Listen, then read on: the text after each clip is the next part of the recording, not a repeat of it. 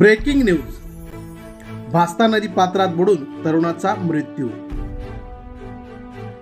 मित्राला वाचवण्यासाठी गेलेल्या तरुणाचा झाला दुर्दैवी मृत्यू. सापगावजवळ नदीवर घडली दुर्दैवी घटना. शहापूर तालुक्यातील सापगाव येथे भास्ता नदीत बुडणाऱ्या मित्राला वाचवण्यासाठी गेलेल्या तरुणाचा झाला दुर्दैवी मृत्यू.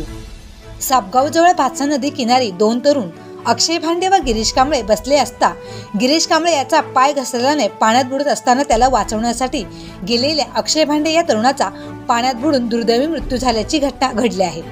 तर पाण्यात बुडालेला गिरीश कांबळे तरुण बचावला. सदर मृत तरुण अक्षय प्रवीण भांडे हा खारेगाव येथे रहिवासी आहे. पुढील तपास शहापूर पोलीस करत आहेत.